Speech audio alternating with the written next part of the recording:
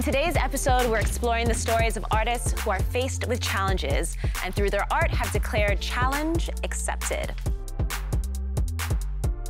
That was the moment that I just realized that there was a whole new world of possibilities available. Welcome to the Indian Truck House of High Art Special Edition. He was the evilest man in history.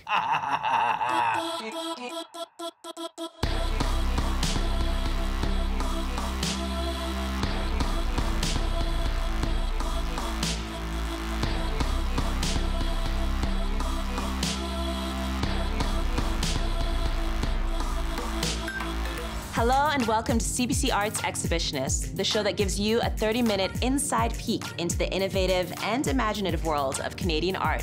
I'm your host, Amanda Paris.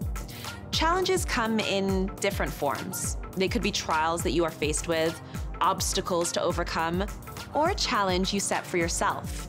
Today, we're going to take a closer look at several artists who use their art to rise to the occasion. Surgeons, they don't have it easy. Long hours, high stakes, constant stress. All the perfect ingredients for burnout. This doctor found an unusual artistic outlet to deal with the pressure, and now he has 114,000 followers on Instagram. Meet Lucas Murnaghan, surgeon by day, underwater photographer by night.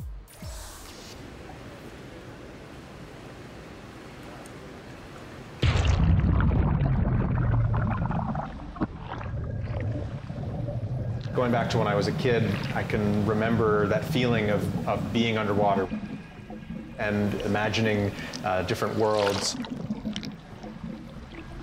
It was a place where I really felt an incredible sense of calm and quiet.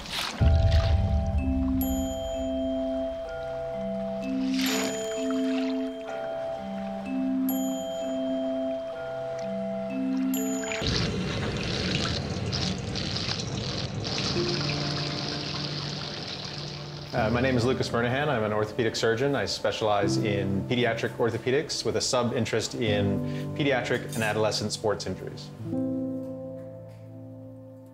The type of surgery I do is arthroscopic surgery, so that's minimally invasive surgery through small incisions into joints, most commonly the knee or the hip. This is the camera that I use to perform arthroscopy. This particular camera here has a very small tip on it, so we can do this in a minimally invasive way in order to repair damaged structures or to reconstruct and create new ones. Being a surgeon is a stressful job. I usually do anywhere between 4 and 8 operations a week electively, and I'm seeing easily 100 patients in clinic during a week's time.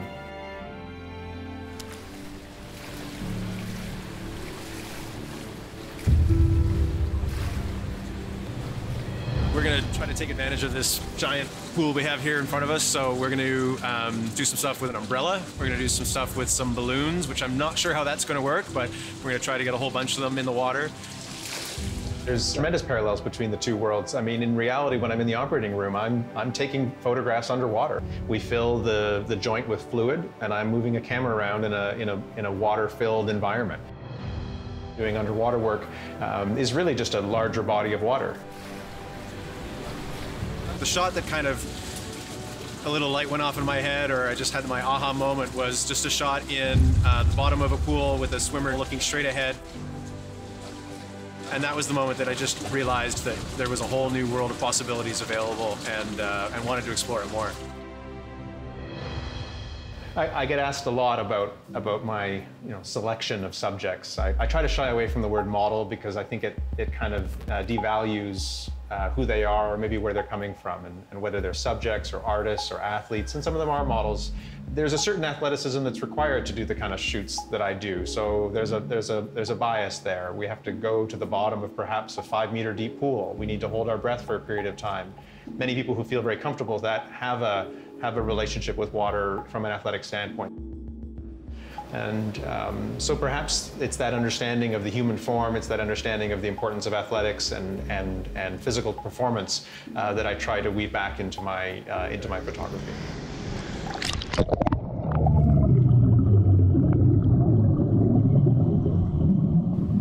When I move underwater, all of the distractions, all of the demands, all of the stresses of the world fade away for maybe as little as 30 seconds, maybe a minute, but it's that moment of peace that allows that clarity in order to create.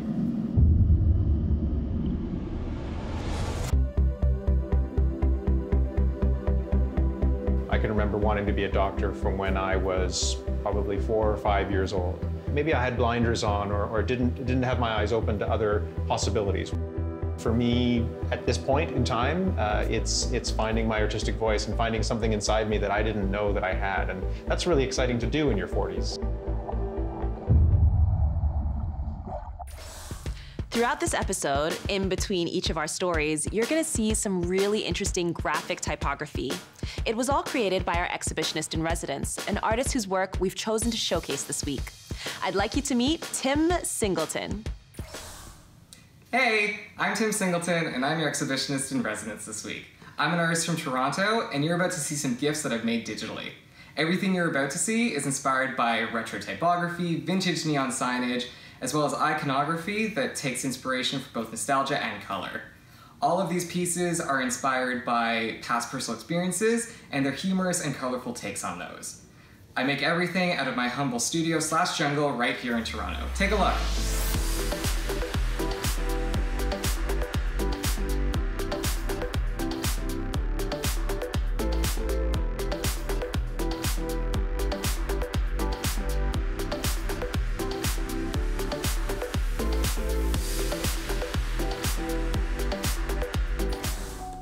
He was said to be the downfall of the Romanov Empire. Coming up, we meet the artist tackling the legend of Rasputin, the man with the dirty hair, brilliant eyes, and very large influence.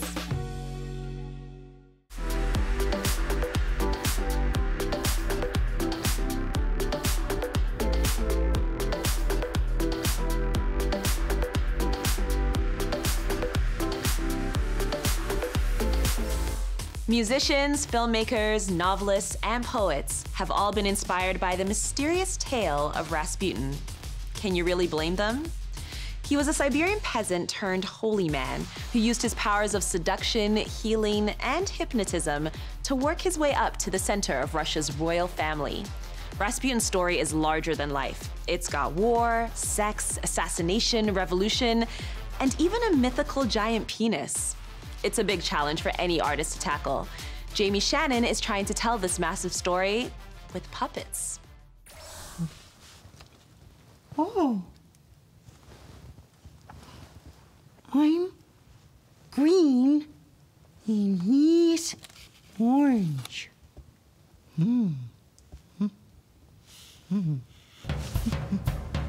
Hello, I'm Jamie Shannon, and I make puppet stuff. This is my workshop on Toronto Island at Artscape Gibraltar Point. I've been doing this for 27 years. I made a short film about Gregory Rasputin and the Russian Revolution. What?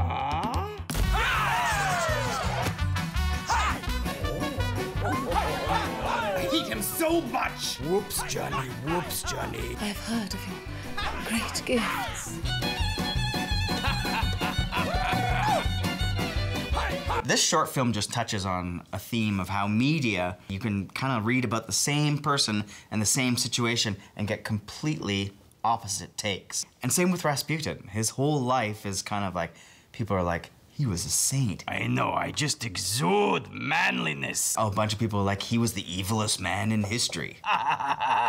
Most of the books portray him as sort of evil. Funny enough, Rob Ford was my inspiration for Rasputin. Man.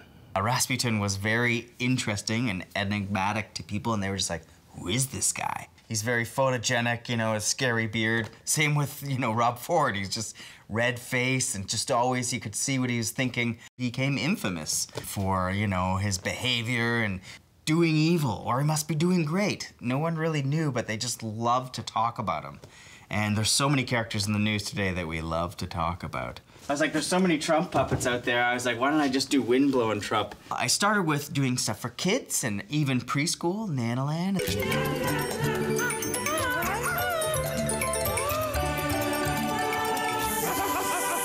So it's a show about curiosity. It was also improvised. We did live just improvised a camera for 3 minutes. So it has this really loose feel, and I think that's why it's been this crazy popular thing. Oh, hi there, sweet pea. There's some in the pot. Yeah, there's one flake.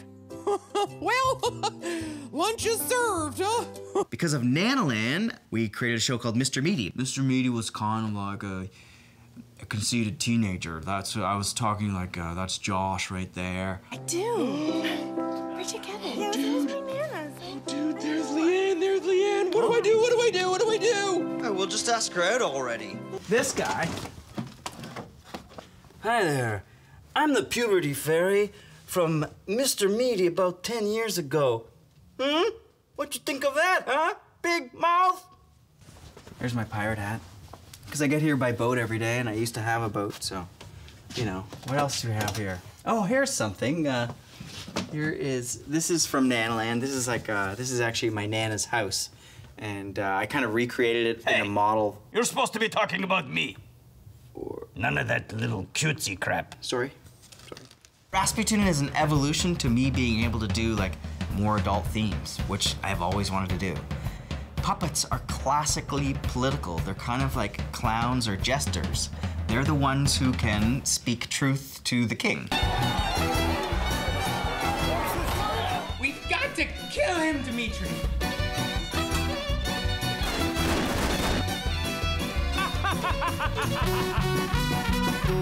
The reason I'm telling this story with puppets is because I'm making everybody about this big and buildings are only this tall, I'm able to recreate this extravagance. I look very handsome in that light. When you're working with puppets, you appear as the puppet does. You just need to be able to kind of like give yourself over to the object, and then the object will imbue some kind of life. I'm going to heal you now. Okay, ready?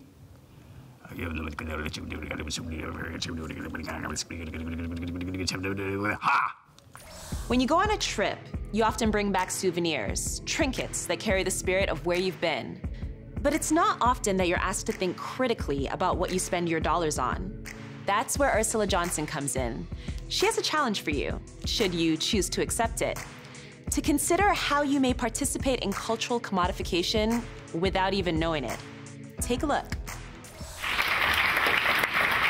Thank you so much. Welcome to the Indian Truck House of High Art Special Edition. So our first testimonial is from somebody whose life is forever changed because of the Indian Truck House of High Art. I recently found out my great-great-grandmother was 1/4 Cree, Navajo. So I bought this bone choker. You know, as a former white person, it's really helped me connect with my roots. My name is Ursula Johnson, and I'm an interdisciplinary visual artist. The easiest way to explain my work, it's often not what people initially think it is.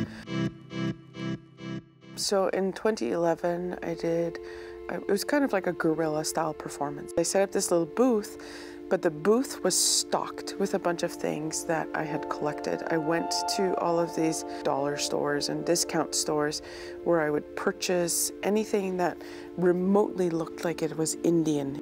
And then I attached these little pieces of yarn that had a little tag on it, and the tag said, "This object is 100% authentic Indian high art, made in Mi'kmaq," and then it had my status card number on there. And on the reverse side of the tag, there was prices, and the prices range from $17.20 to $17.90, which are all dates of the treaties between the Mi'kmaq and the Crown. So I'm taking this Indian Truck House of High Art, and we'll be mounting it as a full installation with video and audio components at Central Art Garage in Ottawa. I'm looking for some kind of like culturally appropriated Indigenous trinkets or something. Oh, look at this one. Whoa. Got a big, huge eagle head on that one. Some fancy looking turquoise beads here. A little broken little slingshot and a little wolf on there. And Ottawa is also a very loaded place with regards to consumption of Indigenous commodified objects or cultural objects.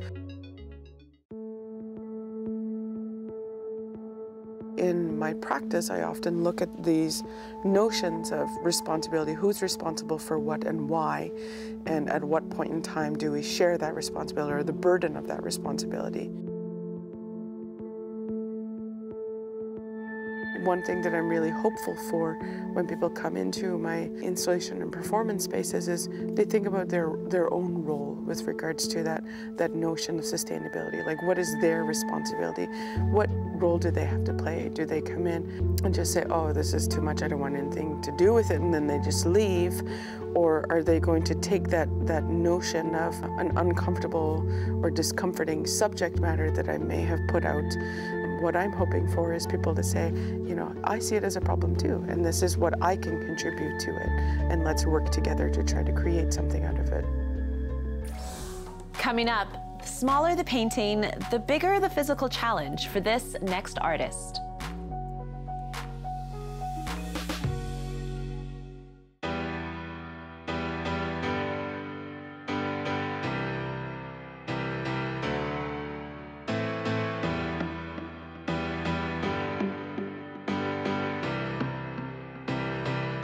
There are obstacles that the world puts in our way, but there are also challenges that we set for ourselves. These are tasks that force us to step outside our comfort zones and do the things that we're not sure we'll be good at. This next artist has set up a physical challenge for herself every time she paints, and her accomplishment can be found in facing it every day. Take a look. So I painted this, what vaguely resembles a tiny little beach and a water scene with a little sun. And I couldn't believe it, because this hand that hasn't worked in 20 years, I devised, it was like Inspector Gadget. It was like, and that was it, I was done. I'm Arlene Webber, and I'm an artist. All right. Thinking. So I started making these paintings as a means of rehabilitation, to get my hand moving again, range of motion. Because I'm limited with the fine motor skills, I consider myself to be differently abled. Not disabled, not exceptional, just differently abled. So when I write and when I do things, it's apparently very different from other people. So I was young. I was in my 30s. I woke up with a headache and then basically stumbled. I just stumbled. Something was completely off. It's a small blood vessel, the vein that works its way up and it bursts inside of the brain. And it was so minute, but just enough to cause enough damage to where my hand was affected the worst. Oh, damn brush. Look, this happens all the time. I hate that. After I had my initial small stroke, I developed dystonia, which is distinctively different. Dystonia is a neurological movement disorder, so it's not anything that heals over time. If anything, it tends to get worse. With mine, it plateaued, and it's been like this for 20 years. Okay. I don't like to use big boards. To me, this is a bigger board, because it tends to be easier for me, and the whole point of me painting is to get that exercise in my hand. Sometimes it never turns out the way I'd hoped, and other times I have a lot of pictures of rocks. And that's, especially when I started, it's like, ooh, another rock picture. Wouldn't throw it out, but darn it all, we'd have another rock picture. Can you imagine, after all of the different pictures, still the hardest thing is my simple signature. I'm hoping that my paintings would empower someone to say, I'm gonna challenge myself. If she can do it, I can do it. Okay, we're off to make a delivery to a little store called the Maker's Keep, where they're selling my paintings. So last week, I had 9 pictures. Now I have 2. Yay! Okay, ooh, had a little moment. You know when you try something and you think, well, I'm not expecting, but you're hoping people would like it? And then when it actually pans out that people are liking it?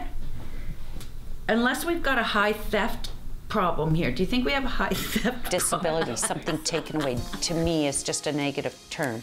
So I'm hoping that that word eventually in this new generation of people is completely changed.